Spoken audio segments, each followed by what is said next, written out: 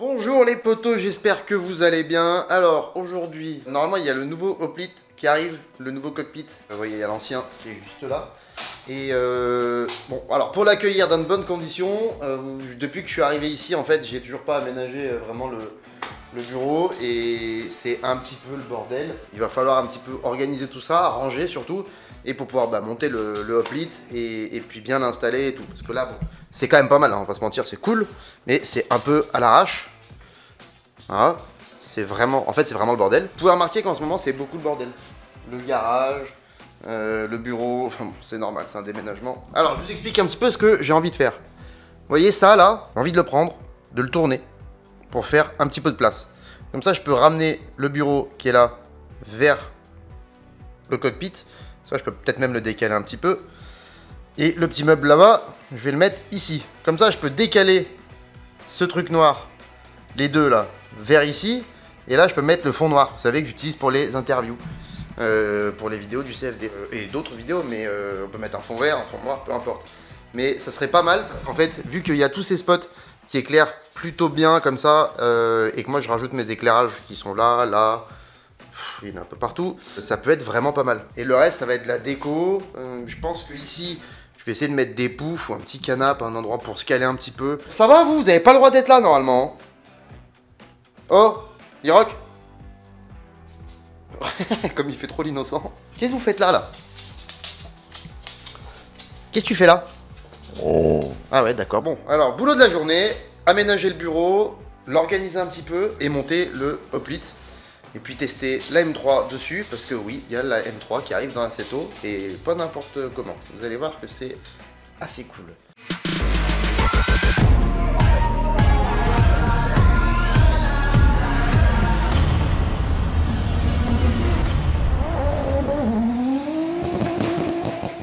Alors, je reprends après la première intro que j'avais fait là-haut. Du coup, on a dû partir. On est allé à une journée Top Gear. Enfin, on a eu plein de choses qui se sont passées. Le mec, mais comment tu fais pour filmer des trucs comme ça? Des visages pareils, c'est complexe. Ça passe très mal.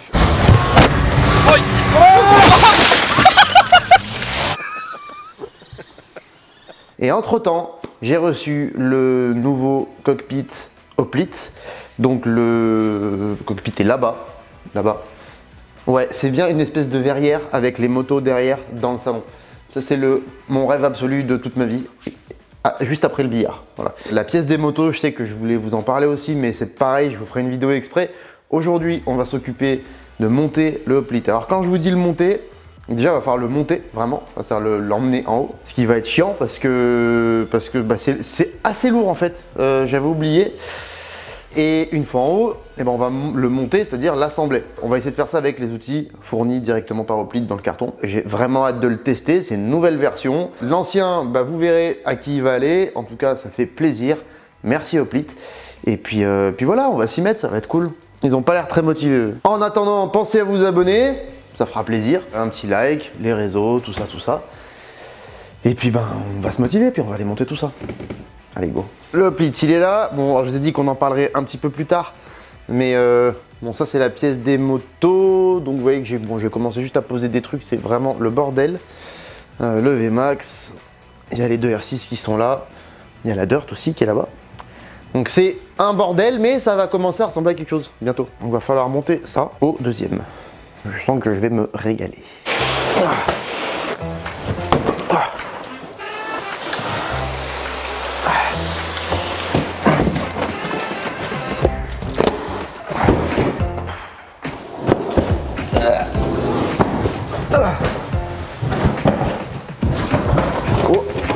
Non. Oh putain.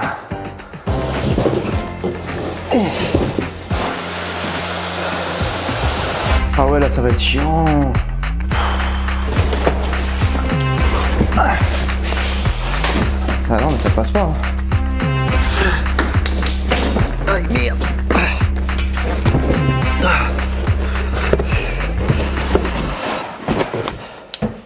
Ça va, t'as pas trop forcé toi? Ça c'est fait. Bon voilà, donc ça c'est fait. Je transpire comme un porc, mais c'est monté. Maintenant on va se déballer ça. Oui, je vous ai pas fait la petite visite du bureau. Enfin vite fait l'autre jour avant de commencer à le ranger et tout quoi. J'ai mis mes petites affiches. Merci d'ailleurs les copains de Covering Workzone, ça tue. Bon, j'ai fait un petit peu de déco. Les casques, les guitares, bon voilà.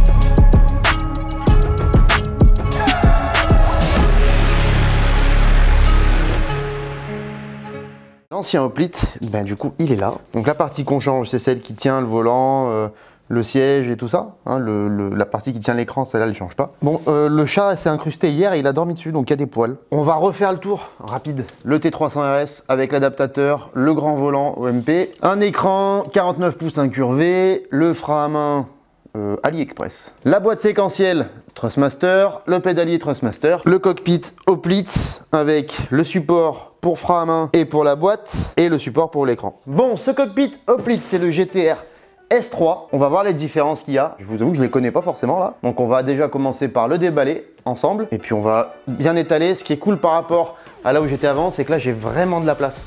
Donc on va pouvoir se poser, on va pouvoir voir tout ce qu'il y a, toutes les pièces.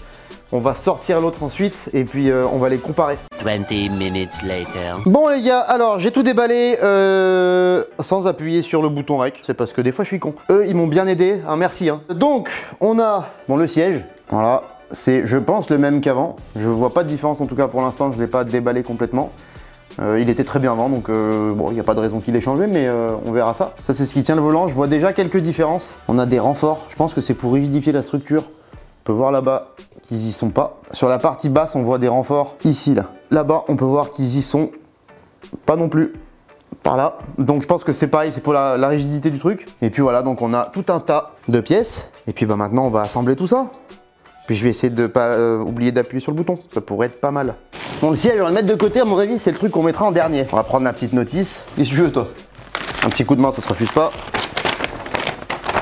Il y a la liste des pièces. Donc on va commencer par monter cette partie-là, si j'ai bien compris. Tu as toute la liste des pièces là, tu vois. Et puis après on te dit, bah faut la visder avec l'outil M, machin. Ah, j'avoue que on est tous pareils, hein. On n'a pas trop envie de les lire, on n'a pas trop envie de le suivre. Et après on remonte tout à l'envers, un petit zob. C'est ce que j'avais fait la première fois d'ailleurs, et après on a emmerdé. Donc cette fois, je vais essayer de faire exactement comme ils disent et de suivre les trucs correctement et on va voir si ça marche mieux. Normalement, oui, hein, quand même. Bon, déjà, il faut que je retrouve les outils.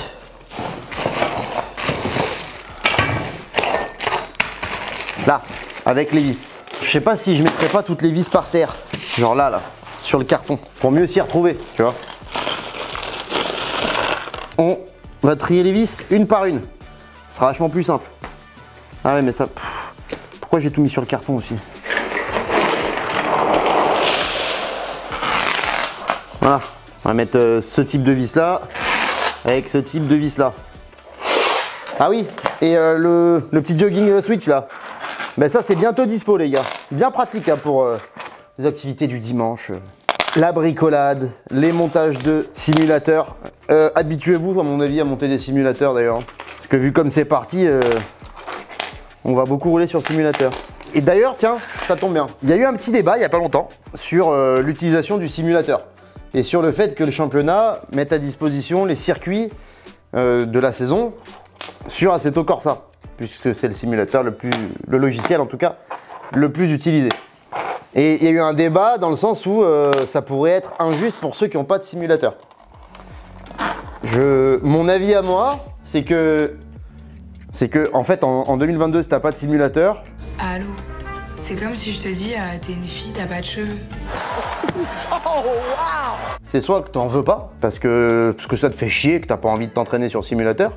Et je peux tout à fait comprendre quand t'es peut-être de la vieille école. En fait je pense que quand tu roulais déjà avant qu'il y ait toute cette histoire d'Assetto Corsa, de simu et tout, c'est très compliqué de s'y mettre. C'est super compliqué de se mettre au simu quand tu roulais avant. Alors que l'inverse, c'est beaucoup plus simple, c'est beaucoup plus facile. Je peux comprendre ceux qui n'ont pas envie. Après, dans le débat, il a été soulevé la question pour ceux qui n'ont pas les moyens. Alors, il faut savoir que le cockpit, plus un T300, frein à main AliExpress, une boîte, hein, même si c'est pas une boîte Thrustmaster. Alors là, celle-là, ils me l'ont offert, hein, Thrustmaster, d'ailleurs, merci. Mais sinon, j'aurais peut-être pas acheté ça parce que c'est cher. Mais allez, pour 1500 €, t'as un super setup. Après, il faut le PC. Tu rajoutes 1000 €, on va dire, à peu près, la tour. Disons qu'au total, t'as 2500 €. Même si on arrondit à 3000 €, c'est 3 sorties circuit pour s'entraîner. Et encore, une sortie à 1000 balles, c'est une sortie avec un missile.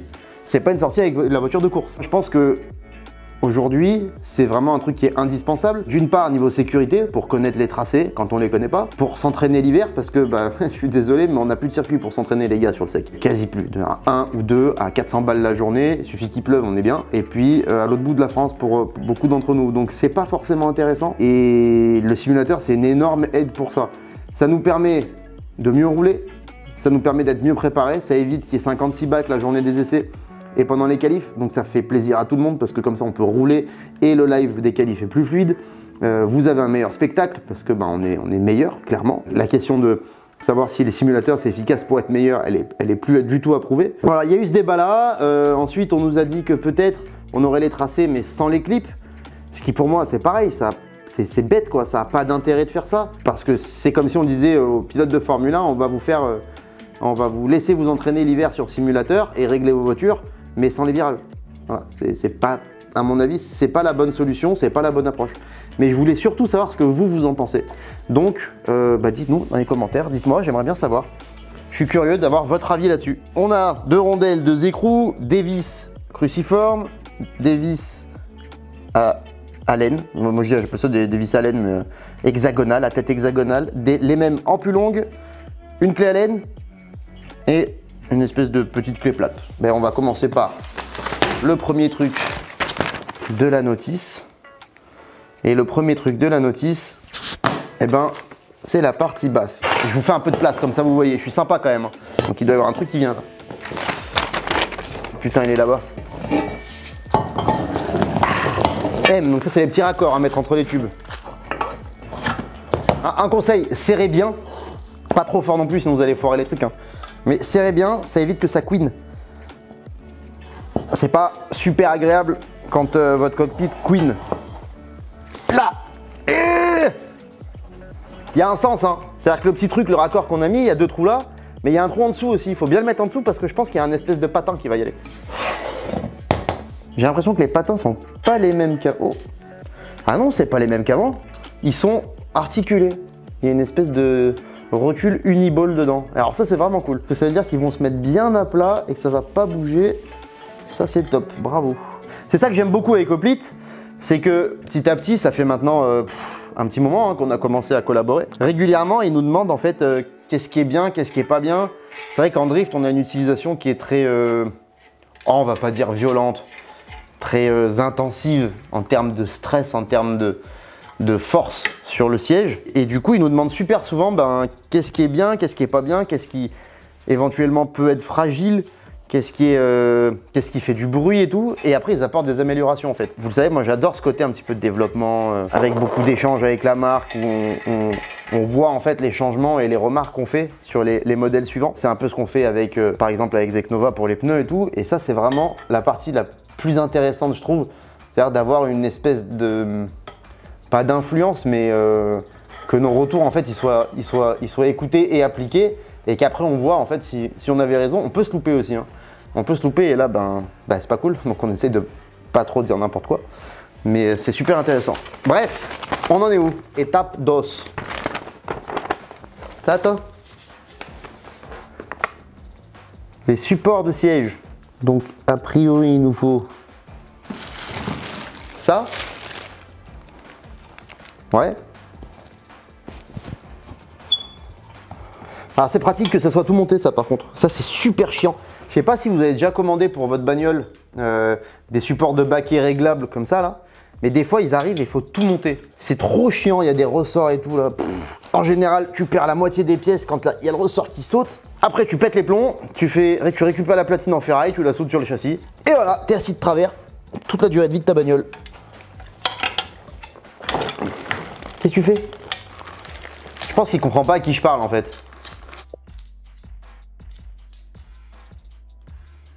Encore une fois, je serre fort parce que j'aime pas quand ça bouge et que ça couine. Mais faites attention quand même, serrez fort, mais faites pas trop les bourrins parce que si vous foirez le pas de vis, après c'est super chiant. Ça a été ma spécialité pendant des années, jusqu'à ce que Aurelio il me dise qu'en fait, bah, t'as de la force en fait avec des outils, parce que tu prends de loin. Alors je trouve que par rapport au premier montage, qu'on avait déjà fait ensemble en vidéo, je vous remettrai le lien, c'est plus simple et je trouve que même les pas de vis et tout, ils sont mieux. C'est peut-être une impression après, hein. J'ai l'impression que la qualité globale du truc, elle est vachement mieux. Bon, vous savez que si je trouvais, même si on est en partenariat avec Hoplite, hein, ce cockpit il m'a été offert. Donc évidemment, je vous en parle, mais vous savez que si je trouve que c'est nul, je vous dis que c'est nul. Hein. Partenariat ou pas partenariat, le but justement c'est ça. C'est de vous faire un retour, mais objectif. On va jamais vous dire qu'un truc est bien s'il est pourri parce que c'est un partenariat. Ça changera jamais. Avis à ceux qui seraient tentés de nous demander de le faire d'ailleurs, ça n'arrivera pas. Étape 2 validée les copains. Donc la première c'était d'assembler la base. La deuxième c'est de monter les rails sur le cockpit.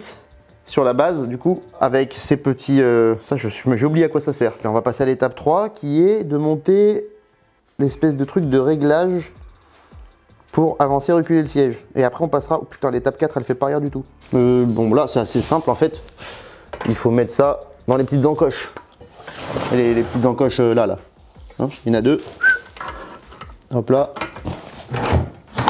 Ah j'ai fait une connerie là, c'est bon, qu'est-ce que tu veux? Si je suis plein de poils, vous saurez pourquoi. Hein. Monsieur fait sa mue. Le husky, c'est... Oh non. J'avais tout rangé. Putain. Alors, étape 4, on va connecter ça à ça. Hop. Donc, il nous faut... Ça, c'est... Alors là, on va mettre le volant là, pas sur ça en fait. Hein. Alors maintenant, il va falloir être en face. Encore autre chose. Ça doit être pour rigidifier encore un peu.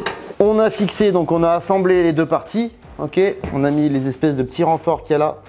Je pense que ça va vraiment être bien parce que c'est ultra rigide. On en est où? Maintenant, il faut qu'on mette ces trucs là, ici là. Donc ça y était pas, il me semble, avant. On va voir après quand on sortira l'autre. Je pense que c'est pareil, c'est pour rigidifier, c'est pour bien caler l'endroit où il y a le pédalier. J'ai pas l'impression que ça y était, ou alors c'était peut-être différent, je sais pas. On verra, de toute façon on va sortir l'autre. D'abord je vais faire un test au niveau du bruit, de comment ça bouge et tout, et ensuite on va tout remonter sur celui-là et on pourra voir s'il y a des différences à ce niveau là, ou peut-être en termes d'ergonomie, je sais pas. Moi je pense qu'il y a beaucoup de différences de rigidité hein, avec les renforts qu'il y a là, les renforts qu'il y a là, ceux-là. À mon avis il y a une belle différence de ce côté là, mais on va voir. Là,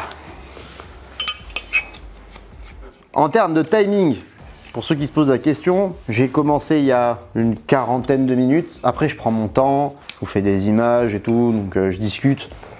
Voilà. Ça pourrait aller vachement plus vite. Quand c'est la première fois que vous êtes un tout petit peu habile avec vos mains, comme moi, il faut une bonne heure. Première partie de l'étape 5, on a mis ces trucs-là, c'est fait. Et maintenant, il faut mettre ces trucs-là, ces renforts, donc ça doit être ça. En vrai, c'est cool, ça fait passer un bon moment. Ah. Voilà, allez on avance. La suite, on arrive vers la fin là, on est derrière. Donc là on va régler la hauteur du volant. Je vais aller vite fait regarder quels étaient mes réglages avant en fait. Parce que ça pense que ça doit pas trop changer. Pensez à serrer aussi les vis qui sont déjà présentes.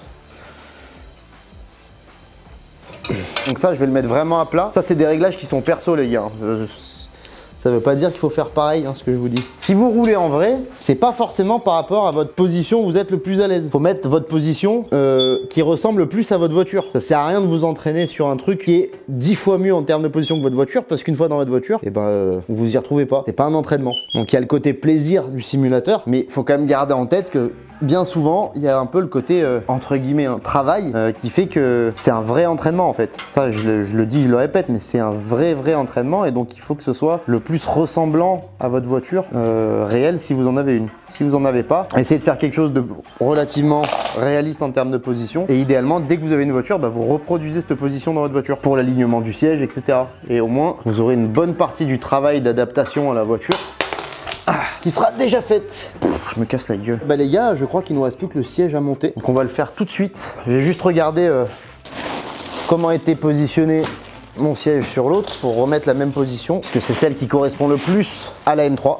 Donc la M3 c'est ma référence en tout cas en termes de position parce que c'est pour celle-là que je veux m'entraîner principalement. pour ça que j'ai mis le frein à main et la boîte à droite, hein. Sinon je l'aurais mis à gauche comme pour la Supra. Alors pour ceux qui ont déjà monté des baquets dans une voiture, vous pouvez constater que c'est vachement moins chiant de le faire sur un cockpit. Hoplite en tout cas, les autres je sais pas. Mais... Alors moi ma position, elle est toujours un peu basculée en arrière. C'est une position dans laquelle je suis à l'aise. J'ai l'impression que c'est la position où j'ai le plus de sensations dans le siège. Et les sensations dans le siège, bah, c'est ce qu'il y a de plus important dans une voiture. Il y a les sensations dans le volant, c'est une chose, mais en fait dans le siège, c'est là où on sent vraiment la voiture. Comme en moto, en fait, c'est avec les jambes, c'est avec le bassin qu'on sent ce qui se passe. Évidemment, en virtuel, c'est pas le cas. Mais encore une fois, le but, c'est d'avoir une position qui se rapproche le plus possible de la vraie position que vous avez dans la vraie vie. Et même si vous en avez pas encore, c'est bien de vous habituer à une bonne position tout de suite. Et on y est. Ben voilà les gars, je suis assez content. Clairement, les plus grosses différences par rapport à l'ancien qui est là-bas et qu'on va sortir après pour les comparer. Pour moi, c'est les renforts qui sont là. Ça doit être pour la rigidité. On a aussi des petits renforts ici qu'il n'y avait pas avant. Le support du pédalier n'est pas le même. Et celui du volant me paraît un petit peu plus costaud qu'avant. Ancien setup, je vais prendre la M3 que vous devriez avoir bientôt. Il y a une vidéo qui arrive pour vous expliquer qu'est-ce que c'est que cette voiture. Bon, c'est la M3 Bannet Sport, vous en doutez. Comment elle a été faite, pourquoi et qu'est-ce qu'elle va apporter. Pour l'instant, on va se concentrer sur le setup. Alors, vous pouvez voir que j'ai vérifié. Hein. C'est serré, ça n'a pas l'air conçu pareil sur le nouveau. On va comparer ça tout à l'heure. On va regarder où c'est qu'il y a du jeu, le bruit que ça fait et tout. Et ensuite, on va comparer avec le nouveau, une fois qu'on aura comparé déjà visuellement. Le circuit, j'ai mis au Kutama parce que j'aime bien. Bon, ça c'est pas la faute du cockpit. Hein. Quand ça couine, il faudrait que je mette un peu de gras dessus. Alors, pour ceux qui se posent la question, au niveau des réglages du volant, bon bah c'est les réglages que je vous ai donnés dans une des premières vidéos sur Assetto que j'ai fait.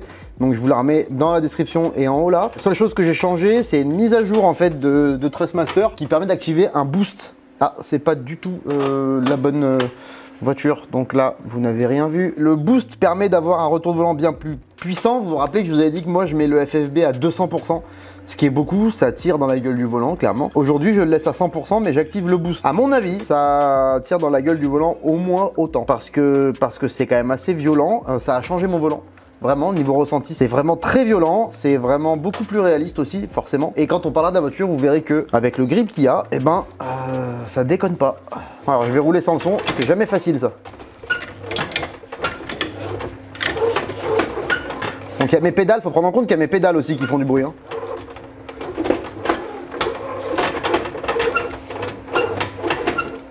Donc là, clairement, moi, j'ai l'impression que ce qui fait le plus de bruit, c'est ici, là, derrière le volant. Et on voit que le volant, il a beaucoup de mouvements de haut en bas. C'est vraiment difficile de rouler sans le son, j'arrive pas. À part entendre le moteur, c'est vraiment galère.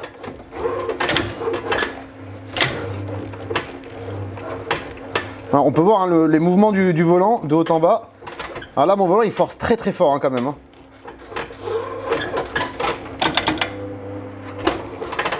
On peut même l'entendre d'ailleurs. Et ouais, pour moi le plus bruyant c'est ce mouvement de haut en bas là, qui fait que... On va s'arrêter là. Hop. Voilà, vous voyez ça. Alors c'est d'une part un petit peu chiant, hein, j'avoue. Et puis le bruit est conséquent. Niveau des pédales. Bon, le seul bruit c'est le couinement des pédales, mais ça c'est les pédales en elles-mêmes. Bon, à ce niveau-là, c'est pareil, hein, les seuls bruit qu'il y a, c'est directement le matériel. Le siège en lui-même, il fait pas de bruit, mais vraiment.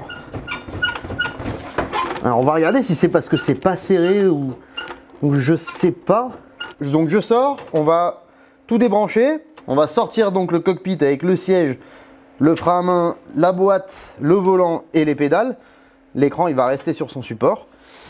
Et puis on va les mettre les deux côte à côte. Je vais démonter le volant, je vais démonter le support du frein à main, etc.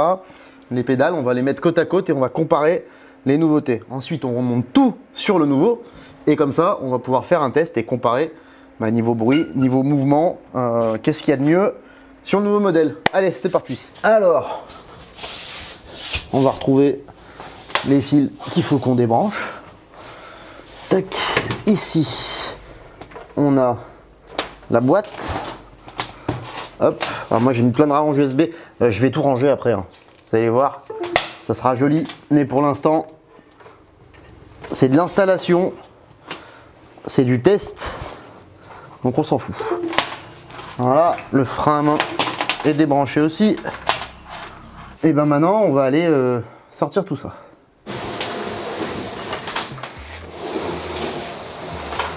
Voilà. Ben, ce qu'on va faire, c'est qu'on va démonter le volant. Ah, la blague. Les anciennes vis étaient plus petites. Il faut aller chercher des outils. Un peu d'outils. Là, donc le volant, hop, il sort. Yes. Alors, vous pouvez voir que je vous ai dit une connerie, le renfort ici était là, sur ce modèle-là déjà. Par contre, on n'a pas celui qui était ici. Et il n'y a pas ceux qui sont en dessous. Donc, il doit bien y avoir quelque chose au niveau rigidité. Ah, j'ai une crampe. Hop. Alors, on peut voir déjà que le pédalier, c'était pas du tout fait pareil. On va les mettre les deux à côté. Hop. Voilà. On peut voir, déjà rien qu'en les mettant à côté, j'ai l'impression que le siège de l'ancien est un petit peu plus haut. Donc, on va être assis plus bas. Ce qui n'est pas une mauvaise chose. Dans une voiture, en général, on essaie d'avoir le siège le plus bas possible. Vous avez vu que moi, j'aime bien quand je suis très bas, limite la tête au-dessus de la porte. Donc ça, c'est, à mon avis, une bonne chose. Grosse différence, eh ben, c'est ici. On a entendu tout à l'heure que ça bouge beaucoup, que ça couine beaucoup à cet endroit-là. Le système a changé. Ici, on avait deux vis qui tenaient cet ensemble-là sur cette partie du châssis. Maintenant, tout ça, c'est soudé sur le châssis. Donc, à mon avis, on peut le voir tout de suite, de toute façon. Ah ouais. D'accord, et là, ouais, ok, d'accord. Donc il y a une énorme différence en fait là. Je vous l'avais dit, je pense qu'ils ont beaucoup travaillé sur la rigidité. C'est quelque chose que nous, en tout cas, on leur a fait beaucoup remonter. C'est que en drift, vu qu'on met de la force très fort dans le volant et qu'on fait des grands mouvements, ça avait tendance un petit peu à bouger ou à prendre du jeu avec l'usure. Attention, on reste sur quelque chose de très correct, hein. Ça fait, je crois, 2 ans quasiment que je le massacre, le machin. Il est encore en parfait état. Je pense qu'avec un petit peu de resserrage, peut-être rajouter une rondelle à gauche à droite, on est sur un truc très correct, hein. Mais là, c'est cool. On peut voir qu'ils ont fait de gros efforts et en tout cas qu'ils ont un petit peu écouté tous les retours qu'il y a eu et c'est beaucoup plus rigide. Alors, on peut voir aussi, je vais mettre mes pieds là. Voilà, on peut voir qu'il y a du jeu là. Et ça, je pense que c'est ça, la petite pièce qu'on a vue tout à l'heure. Je vous ai dit, je pense que c'est pour la rigidité, celle-ci, à mon avis. C'est à ça que ça sert, parce que là, ça bouge plus du tout.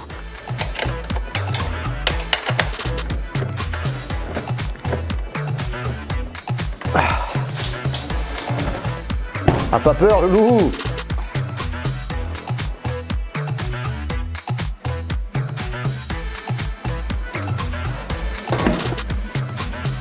Donc là, on a tout qui est en place.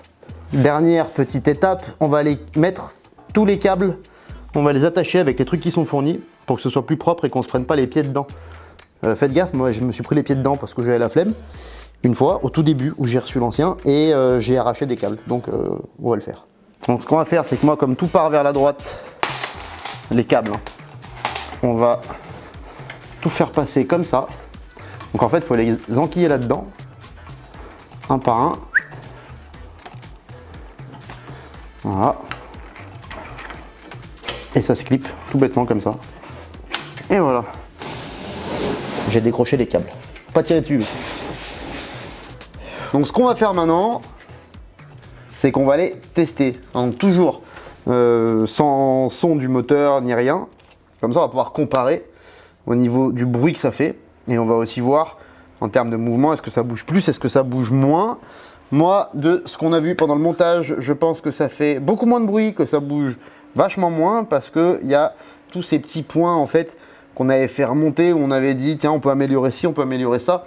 Parce que par rapport au grip, quand on est en drift, on est quand même plus violent, on fait des gestes beaucoup plus grands.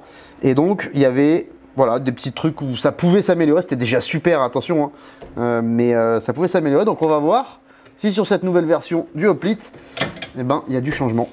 C'est parti. Alors pour info, pour faire ça, je prends la M3 nouvelle version qui va sortir très bientôt. Il y aura une vidéo exprès qui arrive. Hein. Et donc je vous le dis, elle a énormément de grip, donc ça force très fort sur le volant. En plus du mode boost de Thrustmaster qui est apparemment nouveau. Et mon volant n'a jamais été aussi énervé, donc c'est un bon test. Et pour l'instant, j'ai l'impression que ça bouge pas du tout en fait, hein. Vraiment très peu.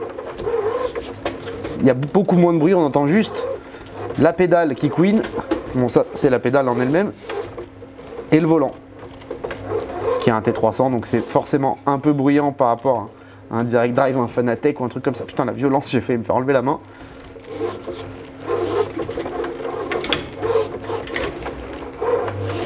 On n'a plus du tout ce mouvement de haut en bas sur le volant. J'ai failli spinner. On n'a plus du tout le mouvement qui faisait ça. C'était assez gênant parce que ben, c'était pas réaliste. En vrai, un volant, ça fait pas ça. En latéral, il n'y a pas de mouvement non plus. Il y a quelques vibrations, mais c'est vraiment par rapport à avant incomparable quoi.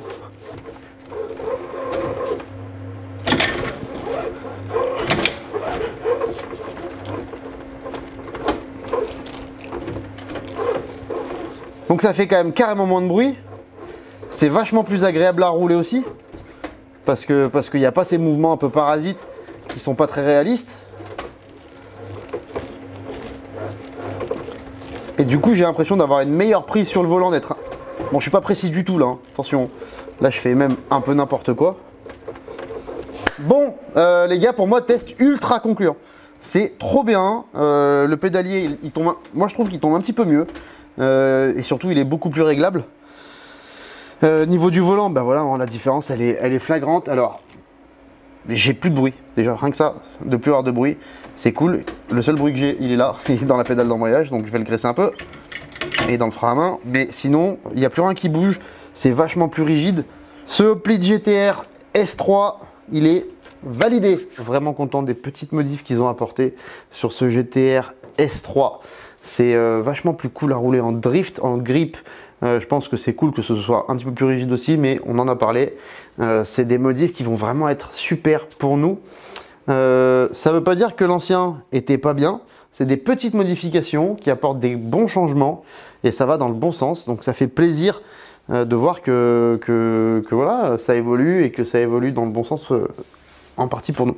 Pensez à vous abonner, il y a le lien dans la description, donc cliquez dessus voilà, pour s'abonner.